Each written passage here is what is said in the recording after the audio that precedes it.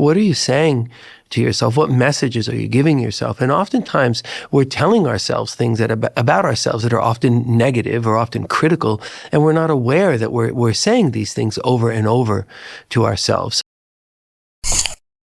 I think it's very malleable. I think there's a lot of flexibility, but we have to be willing to look at ourselves. Very often we're not looking at ourselves. We're afraid of what we're going to find, or we don't know how to understand or how to bring change. So we don't look at ourselves, and then we can see ourselves as inflexible and think that we're just stuck in the same place over time. But if we're willing to look at ourselves and we bring this compassionate curiosity to ourselves of, hey, what can I learn about myself, and what might I be interested in changing in myself or in emphasizing in myself, I think we can bring a lot of change. The title of your book, What's Going Right, is that a good lens to start looking through when we look at ourselves? Like what works? 10 fingers, 10 toes. In my case, is that a good place to start? That I feel some sense of agency over a number of areas of my life. Is that the way to start wading into the questions about self? I think to start off with what's going right, it's not just a way of looking at it because it feels better, but it's consistent with truth. I mean, there's far more going right in any of us, in all of us, than there is going wrong if we're here, right? And if we're listening to educational material, we want to better ourselves. There's so much more that's going right in us. And it's a good place for us to start because it helps us to be able to look at what's not going the way we want it to be, where we want to bring change in our lives. But we should start from a position of strength. And the mental health system really tells us to look at ourselves in the opposite way, to look at ourselves through what is going wrong, and to put labels on ourselves that often just make us feel worse or make us feel more helpless or hopeless in understanding. But if we start with what's going right and we bring curiosity to ourselves, then there are processes we can follow to understand and to bring real change. What are some of those processes that people could use to explore? And if you would, what are some questions that people can, or thoughts or landscapes to explore where people can ping themselves with specific questions? So good places to start are looking at your self-talk. What are you saying to yourself in quiet moments when no one else is listening, or when there's a pause in the action in your life? What are you saying to yourself? What messages are you giving yourself? And oftentimes we're telling ourselves things about ourselves that are often negative or often critical, and we're not aware that we're saying these things over and over to ourselves. So that's just one strategy. And another strategy can be to think about the life narrative that we're telling ourselves. So if you just tell yourself about yourself, or if you're telling someone else about you, what is it that you say? What is it that you say in a reflexive way? And does it match what's real and true about your life?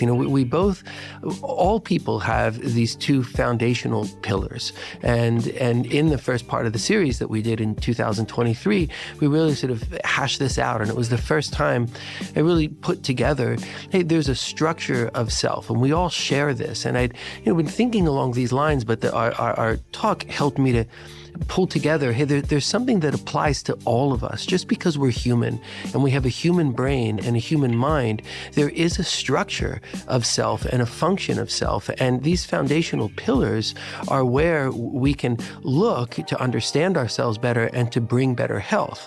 So if we are aware of where to look and how to look, and we're willing to look because we're not afraid of what we're going to find, and we have a belief that we can bring change, and this is how we bring flexibility and malleability, and we can approach ourselves feeling really good that, hey, if I do this, I am going to be able to make things better. There's so much hopefulness to that, and it's reasonably grounded hopefulness. I have a question that might seem like a leap somewhere else, but I promise it ties back to what we're talking about. In your experience with psychiatry and the brain and patients and interacting with people in your own life, do you think that there's tremendous variation or little variation in how state-dependent people are? Some people, it seems, they're so affiliative that when they're relating to somebody else, they think and feel completely differently than they do when they're on their own. Mm-hmm. necessarily even extroverted for that to be true. But that when they're suddenly alone, that the internal state is very different, almost like it's two different lives. Right? There's a reason why I'm asking this, but I'm wondering about the role of state dependence and how we think and how we feel and how we think about the things around us and think about ourselves. For most of us, life is moving very fast and life has a lot of stressors in it. And what ends up happening is we're kind of rushing just to keep up with ourselves. And when that happens, we become very state dependent, as opposed to being able to observe ourselves. So to be able to see, okay, I'm here and this is what I'm doing and this is the people I'm with and how I'm feeling and how I'm behaving.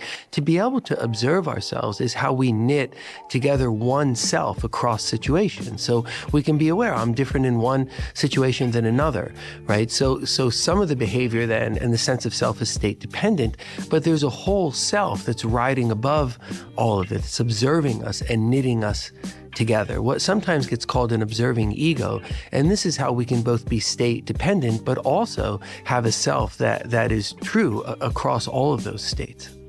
When somebody sits down to think about their strengths or to think about their self-talk or to just think about what they're made of and how they want to change or not change certain things, build on certain strengths, when and how should they do it?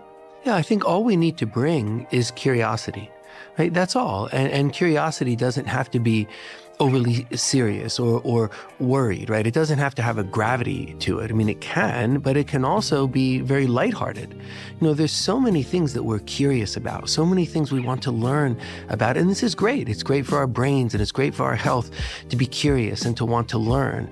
But so often what we leave out of that equation is being curious about ourselves. Right? And that can be a sort of high-spirited thing to do of, you know, what is there in me that runs through all the things that I do? How is it that I feel so different doing one thing than another? What are the common threads of me that run throughout my life? You know, this is a great way to approach what's going right in us, right? To be curious about ourselves. And it's from there that it's easier to see, wow, in one certain kind of situation, I'm really not doing as well. Right? Or I'm not as happy. Like, then we can think about that and we don't have to be afraid of it.